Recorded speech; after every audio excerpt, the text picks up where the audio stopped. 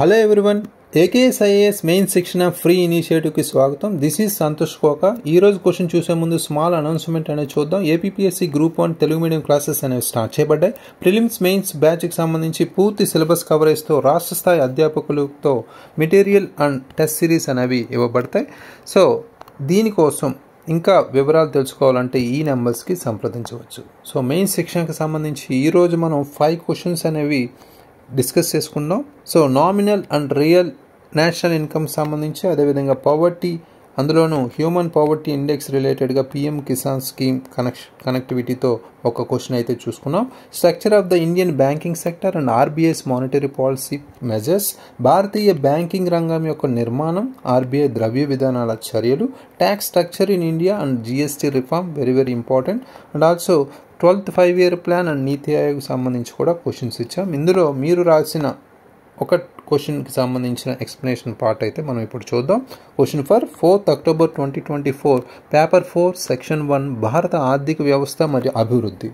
Define poverty from both income based and non income perspectives. How has the capability approach human poverty index influenced the poverty alleviation strategies in India? Evaluate the effectiveness of recent government initiatives like the PM Kisan scheme in reducing poverty in rural areas.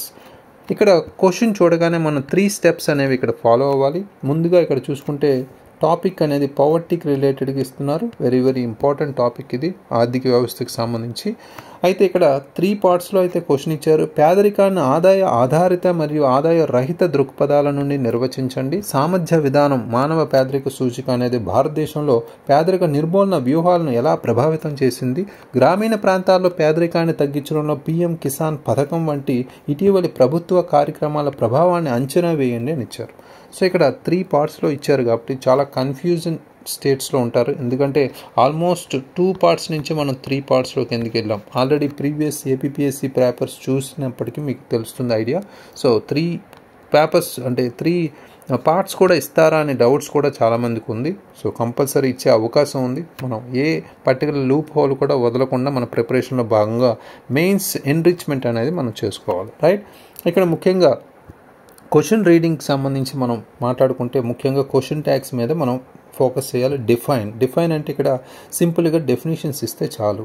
వాట్కి డిఫైన్కి మనం తేడా కూడా తెలుసుకున్నాం. Already ఒక 15 most important keywords or question tags మీద ఒక video అయితే చేసాం. ఎవరైనా చూడకపోతే చూడండి, రైట్. ఇక్కడ డిఫైన్ అంటే జస్ట్ డెఫినేషన్ ఇచ్చి కొన్ని ఎగ్జాంపుల్స్ ఇస్తే సరిపోతుంది, రైట్. నెక్స్ట్ ఇక్కడ క్వశ్చన్ ట్యాగ్స్ హౌ అనేది simple general question tag, no need to worry. Next evaluate అనేది చాలా ఇంపార్టెంట్. ఇక్కడ ఇవాల్యుయేట్ అంటే కంపల్సరీ దీనికి సంబంధించి మనం ఫ్యాక్ట్స్ లేదా డేటాకి సంబంధించి ఎగ్జాంపుల్స్ సంబంధించి కంపల్సరీ ఫోకస్ చేయాలి, రైట్. రీసెంట్ అండ్ రిలవెంట్కి సంబంధించి. సో అయితే ఇక్కడ కీవర్డ్స్ అర్థం చేసుకుంటే both income based and non income based అంటే ఆదాయ ఆధారిత ఆదాయేతర దృక్పథాల సంబంధించి ఇక్కడ పేదరికం యొక్క నిర్వచనాలు రాయాలి ఫస్ట్, రైట్. నెక్స్ట్ సామర్థ్య విధానం, మానవ పేదరిక సూచికి సంబంధించి దాని గురించి కొంత మనం ఎక్స్ప్లెయిన్ చేస్తూ ఇక్కడ భారతదేశంలో పేదరిక నిర్మూలన వ్యూహాలను ఎలా ప్రభావితం చేసింది అనేది కూడా ఇంపార్టెంట్ కీవర్డ్ ఇది, రైట్.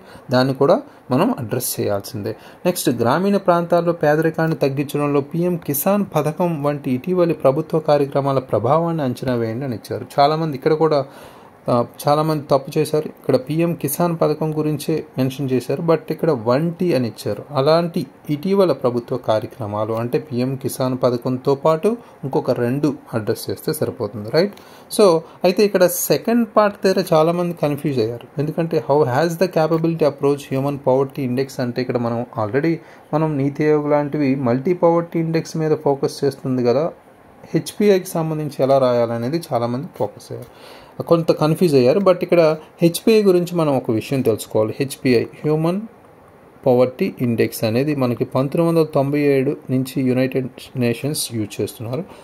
ఎప్పటి వరకు 2010 వరకు. 2010లో దీన్ని రీప్లేస్ చేస్తూనే ఎంపీఐ అనేది వచ్చింది, మల్టీ పవర్టీ ఇండెక్స్. అంటే అప్పటి వరకు మనం హెచ్పిఐని మనం రకరకాలుగా అంటే లాంగివిటీ కావచ్చు, మనకున్న ఎడ్యుకేషన్ సంబంధించి కావచ్చు, లేదా యాక్సెస్ టు బేసిక్ సర్వీసెస్ కావచ్చు, వీటి మీద దీన్ని సూచికని తయారు చేసేవారు. అదేవిధంగా మల్టీ పవర్టీ ఇండెక్స్. మల్టీ అంటే చాలా, అంటే ఒక 10-12 రకాల మనకి కొన్ని ఆస్పెక్ట్స్ అంశాల రూపంలో దీన్ని క్రియేట్ చేయడం 2010లో స్టార్ట్ చేస్తాం, రైట్.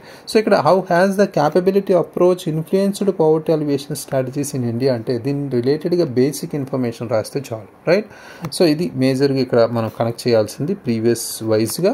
నెక్స్ట్ ఇక్కడ ఎఫెక్టివ్గా మనం దీనికి సంబంధించి రీసెంట్ ఏవైతేనే వాటిని కనెక్ట్ చేసుకోవచ్చు, రైట్.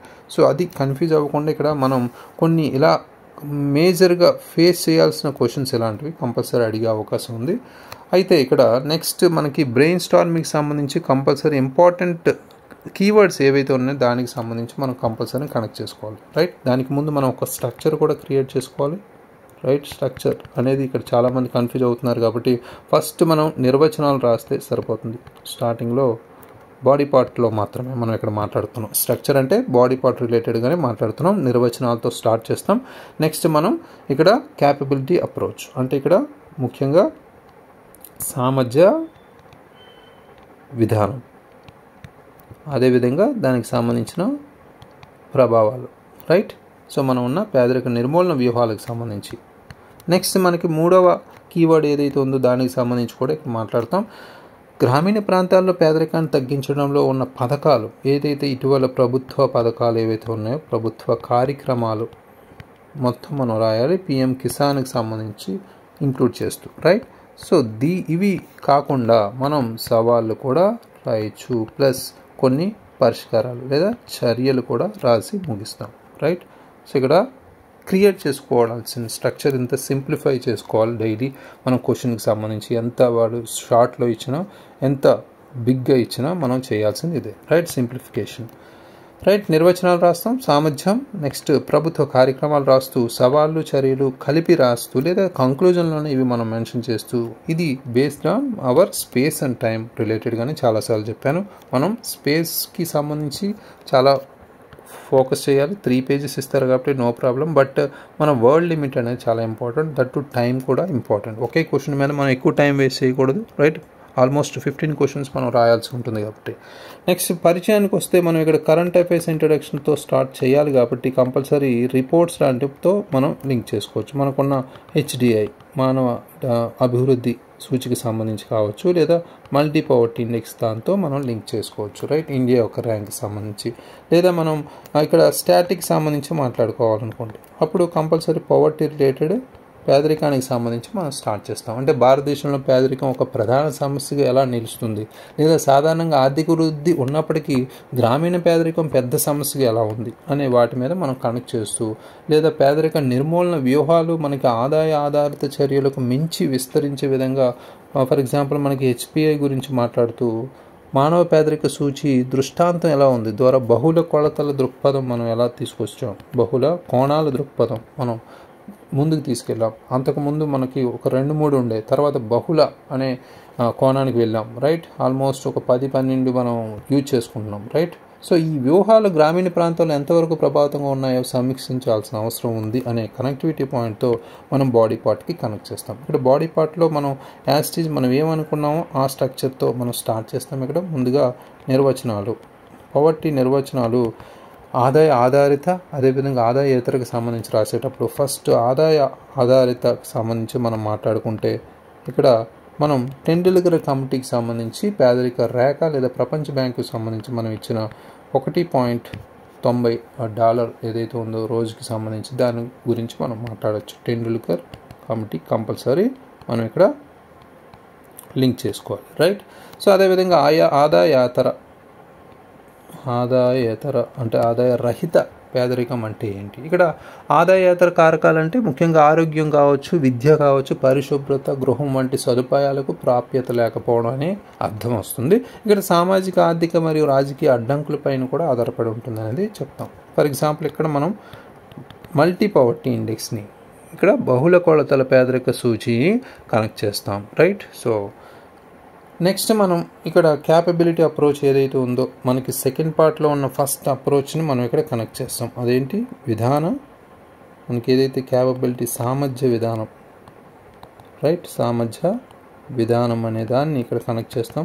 ముఖ్యంగా ఇక్కడ సామర్థ్య విధానానికి సంబంధించి హ్యూమన్ పవర్టీ ఇండెక్స్ని లింక్ చేసుకుంటూ మనకి సామర్థ్య దృక్పథం అనేది అమర్త్య సేన్ గారు ఇచ్చారు కాబట్టి దానికి సంబంధించి మనం కంపల్సరీ బ్యాక్గ్రౌండ్ టాపిక్ కంపల్సరీ మాట్లాడుకోవడం. ఇక్కడ పేదరికాన్ని కేవలం ఆదాయ లోపంగా చూడకుండా వ్యక్తులకు సంబంధించిన లైఫ్ కానీ ఇంకా సమర్థతలను విస్తరించడంపై దృష్టి పెట్టింది కాబట్టి ఇక్కడ హెచ్పిఐని లింక్ చేస్తూ మనకి ప్రపంచ సంస్థల ద్వారా రూపొందించబడి ఆయురార్థం కావచ్చు, ఆయుర్దాయం కావచ్చు, విద్య కావచ్చు, ప్రాథమిక సేవలకు ప్రాప్యత వంటి విభాగాలను మనం కనెక్ట్ చేసాం కాబట్టి దానికి సంబంధించి కంపల్సరీ మాట్లాడతాం. ఇక్కడ మనం హెచ్డిఐని లింక్ చేస్తాం ఎందుకంటే HPI is similar to HDI. మానవ అభివృద్ధి సూచి అనేది మన ఇండియాకు సంబంధించి మెరుగుపడినప్పటికీ గ్రామీణ ప్రాంతాల్లో ప్రాథమిక సామర్థ్యాలకు ప్రాప్యత ఇంకా సవాళ్ళను ఎదుర్కొంటూనే ఉందనేది ఇక్కడ కనెక్ట్ చేస్తాం. Right, so very much important. Next, భారతదేశ పేదరిక నిర్మూలన వ్యూహాలపై ఇది ప్రభావం ఎలా చెప్తుంది అనేది కూడా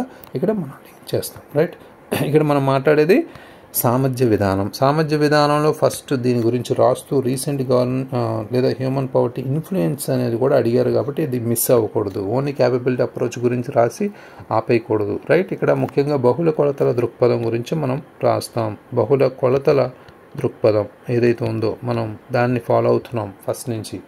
రైట్, ఉదాహరణకు మనం ఇక్కడ లింక్ చేసుకుంటే ఆయుష్మాన్ భారత్ గురించి మనం మాట్లాడుకోవచ్చు. ఆయుష్మాన్ భారత్, రైట్, దాన్ని లింక్ చేసుకోవచ్చు.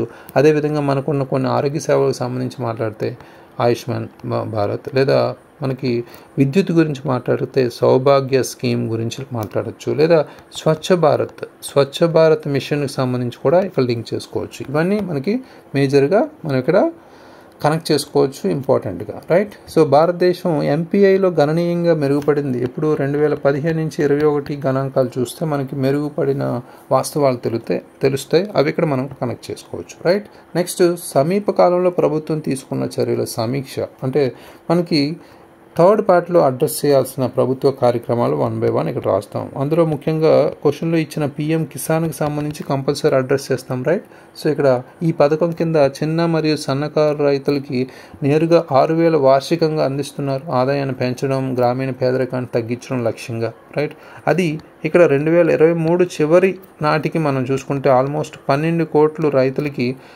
లబ్ధి చేకూర్చింది అనేది కూడా చెప్తున్నారు. రైట్, అది వెరీ వెరీ ఇంపార్టెంట్. నెక్స్ట్, మనకి ఇక్కడ ఎంజీ నరేగా స్కీమ్ కూడా మహాత్మా గాంధీ జాతీయ గ్రామీణ ఉపాధి హామీ చట్టం ఏదైతే ఉందో దాన్ని సంబంధించి మాట్లాడితే ఉపాధి అవకాశాలు ఏవైతే ఉన్నాయో గ్రామీణ ప్రాంతాల్లో కల్పించడం ద్వారా పేదరికాన్ని తగ్గించడంలో కీలక పాత్ర పోషిస్తుంది. కాబట్టి దీన్ని ఇక్కడ గ్రామీణ జీవన విధానాలను మెరుగుపరిచే దీర్ఘకాలిక ఆస్తులను సృష్టించడం పైన కూడా దృష్టి పెట్టింది అనేది ఇక్కడ చెప్తాం. దీనికి సంబంధించిన కొన్ని ఫ్యాక్ట్స్ చూస్తే మహమ్మారి సమయంలో అంటే కోవిడ్ సమయంలో ఎంజీ నరేగా అనేది 11 కోట్ల గ్రామీణ కార్మికులకు ఉపాధి కల్పించింది అనేది కూడా ఇక్కడ చాలా ఇంపార్టెంట్ పాయింట్. అంటే అప్పటి కాలంలో ప్రాథమిక ఆదాయ భద్రతను అందించడంలో కీలకంగా మారింది అనేది ఇక్కడ మనం కనెక్ట్ చేస్తాం. నెక్స్ట్, థర్డ్ పాయింట్ మనం స్కీమ్ ఇంకోటి తీసుకుంటే నేషనల్ రూరల్ లైవ్లీహుడ్ మిషన్కి సంబంధించి జాతీయ గ్రామీణ జీవనోపాధి మిషన్ సంబంధించి మనం చెప్తే స్వయం ఉపాధి మరియు నైపుణ్యాల అభివృద్ధిపై దృష్టి పెట్టే ఈ కార్యక్రమం ముఖ్యంగా ఇక్కడ సెల్ఫ్ హెల్ప్ గ్రూప్స్ని మనం లింక్ చేసుకోవచ్చు. రైట్, మనం స్వయం సహాయక సమూహాలు ఏవైతే ఉన్నాయో వాటికి సంబంధించి గ్రామీణ కుటుంబాల ఆదాయాన్ని పెంచడంలో చాలా దోహదపడ్డాయి. కాబట్టి ఈ ఎన్ఆర్ఎల్ఎం ద్వారా ఆల్మోస్ట్ 75 లక్షల మహిళలను ఈ ఎస్హెచ్జీస్లోకి చేర్చడం ద్వారా గ్రామీణ పేదరిక తగ్గింపులో గణనీయంగా సహాయపడింది అనేది కూడా మనం ఇక్కడ కనెక్ట్ చేస్తాం. రైట్, సో ఇవి మనకి మేజర్గా థర్డ్ పార్ట్ లింకేజ్. తర్వాత ఫైనల్గా మనం కొన్ని సవాళ్ళు అయితే మాట్లాడచ్చు. ఎక్స్ప్లెనేషన్ పార్ట్కి సంబంధించి మనం కొంచెం బ్రీఫ్గా చెప్తున్నాం, బట్ మనకి ఆన్సర్లో స్పేస్ అండ్ టైం బట్టి మనం సవాళ్ళు చర్యలు కలిపి కంక్లూజన్లను రాసుకోవచ్చు లేదా సపరేట్గా రాయొచ్చు. రైట్, సో ఇక్కడ సవాళ్ళకి వచ్చేసరికి మనకి నిర్మాణాత్మక సమస్యలు అనేది చాలా important. Right, very very important. ఇక్కడ ఇవి భూభాగ విభజన కావచ్చు, తక్కువ వ్యవసాయ ఉత్పాదకతకు సంబంధించి కావచ్చు, మార్కెట్ యాక్సెస్ లేకపోవడానికి సంబంధించి కావచ్చు, లేదా అనేక ప్రభుత్వ పథకాల నిర్వహణ లోపాలు, అవినీతి, తగినన్ని కవరేజ్ లేకపోవడం, ఇవన్నీ ఇందులోకి వస్తాయి. రైట్, సో అదేవిధంగా వ్యవస్థాపిత లోపాలకు సంబంధించి కూడా మనం మాట్లాడవచ్చు. అంటే అవి ఎలా ఉంటాయి, ముఖ్యంగా కేంద్ర రాష్ట్ర సమన్వయ లోపం కావచ్చు, కొన్ని జాతీయ పథకాలకు సంబంధించి లేదా నిర్వాహక సమస్యలు, కార్యక్రమాల ఆర్థిక నిధుల ప్రభావం కావచ్చు, ఇవన్నీ మనకి ఇందులోకి వస్తాయి. ఫర్ ఎగ్జాంపుల్ ఎంజీ నరేగాలో చూస్తే పెండింగ్ ఉన్న చెల్లింపులు మరియు ఇతర సంక్షేమ పథకాలపై వనరుల లోపం అయితే మనకి చాలా ఉంది, రైట్. ఇవన్నీ ఇక్కడ లింక్ చేసుకోవచ్చు. ఇవి మేజర్గా మనం ఇక్కడ కంపల్సరీ లింక్ చేసుకుంటాం. అదేవిధంగా మౌలిక సదుపాయాలకు సంబంధించి కూడా మనకి ఒక ఇంపార్టెంట్గా మనం ఎప్పుడు రాసే పాయింటే, రైట్. సో నెక్స్ట్ అవసరమైన చర్యలులో మనం ఇక్కడ ఏవైతే ఉన్నాయో వాటిని సరిదిద్దుకునే విధంగా మనం కంపల్సరీ మాట్లాడుతూ మనం మేజర్ ఫోకస్ ప్రత్యక్ష ప్రయోజన బదిలీలు బలోపేతం చేయడం, డీబీటీలు ఏవైతే ఉన్నాయో వాటిని స్ట్రాంగ్ చేయాల్సిన అవసరం అయితే ఉంది. సో దీనికి సంబంధించి మనకి ఒక ట్రినిటీ అయితే ఉంది. జామ్ అనేది జన్ ధన్ ఆధార్ మొబైల్ అనేది త్రిభుజ కలయికతో కీలక పాత్ర అయితే పోషిస్తుంది. డీబీటీ పథకాల పరిధి మరియు సామర్థ్యాన్ని మెరుగుపరచడంలో దాన్ని ఇక్కడ ఉపయోగించుకోవచ్చు. అదేవిధంగా గ్రామీణ ఆర్థిక వ్యవస్థలో వైవిధ్యం కూడా మనకి ఇంపార్టెంటే. నైపుణ్య అభివృద్ధి కావచ్చు, అదేవిధంగా మనకున్న వ్యవస్థాపకత ద్వారా వ్యవసాయేతర ఉపాధి అవకాశాలను ప్రోత్సహించడం కావచ్చు. ఎక్కువగా గ్రామీణ ఆర్థిక వ్యవస్థ మీద ఫోకస్ చేయాల్సిన అవసరం అయితే ఉంది. దీనికి సంబంధించి మనకున్న ప్రధానమంత్రి కౌశల్ వికాస్ యోజన వంటి పథకాలు ఏవైతే ఉన్నాయో వాటి ప్రత్యామ్నాయ జీవనోపాధిని సృష్టించడానికి గ్రామీణ నైపుణ్య అభివృద్ధిపై దృష్టి పెట్టే అవకాశం అయితే ఉంది. నెక్స్ట్ మనకి ఇక్కడ మనకి మార్కెట్ యాక్సెస్ సంబంధించి కూడా మనం మాట్లాడాలి. అంటే మార్కెట్ ప్రాప్యతను మెరుగుపరిచే విధంగా మార్కెట్ అనుసంధానాలు కావచ్చు, శీతల గిడ్డంగులు కావచ్చు, లేదా మౌలిక సదుపాయాలు అభివృద్ధి చేయడం కావచ్చు, ఇవన్నీ మనకు అవసరం. దానికి సంబంధించి మన ఎఫ్పిఓస్ అంటే ఫార్మర్ ప్రొడ్యూసర్ ఆర్గనైజేషన్, రైతు ఉత్పత్తి సంస్థలని ప్రత్యేకంగా ప్రభుత్వం దృష్టి పెట్టడం అనేది చిన్న రైతులకి మార్కెట్లకు సంబంధించి లేదా సాంకేతిక పరిజ్ఞానాన్ని మెరుగుపరచడానికి లక్ష్యంగా పెట్టుకుంటూ ఉంటుంది, రైట్.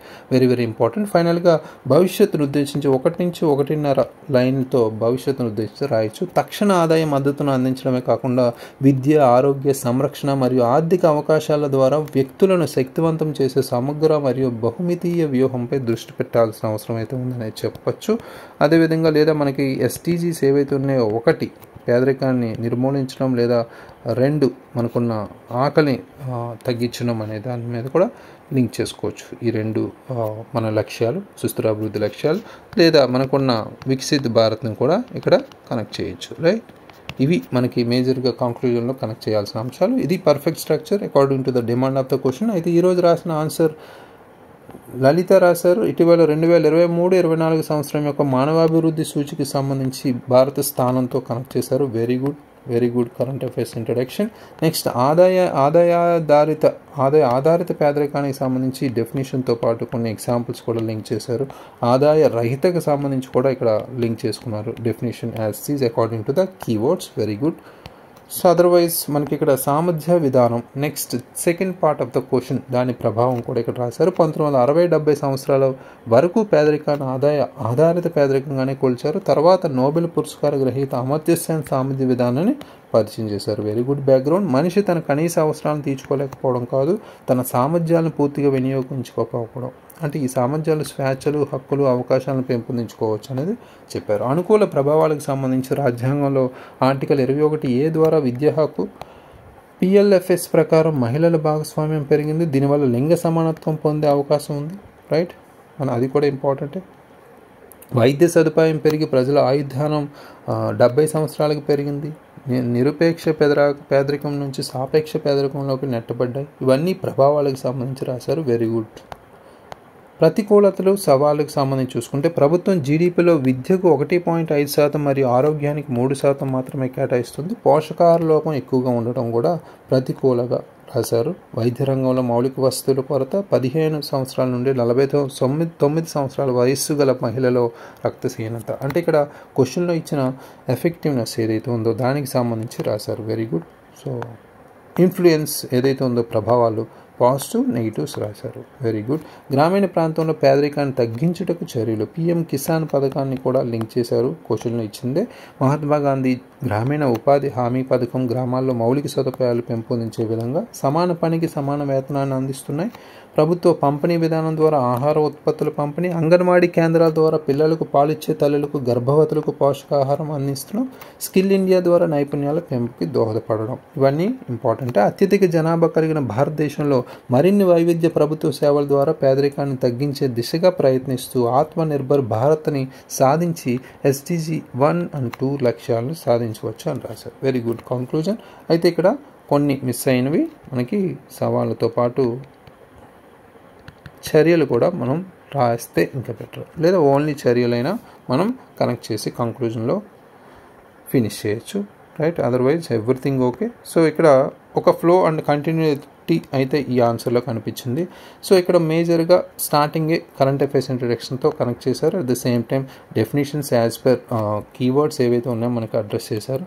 నెక్స్ట్ సెకండ్ పార్ట్లో మనకి సామర్థ్య విధానాన్ని క్లియర్ కట్గా బ్యాక్గ్రౌండ్తో పాటు లింక్ చేసుకుని ప్రభావాలు పాజిటివ్ అండ్ నెగిటివ్స్ కూడా రాశారు. Very good. అయితే గ్రామీణ ప్రాంతాల పేదరికాన్ని తగ్గించడంలో మనకున్న పథకాలకు సంబంధించి కూడా లింక్ చేసుకున్నారు.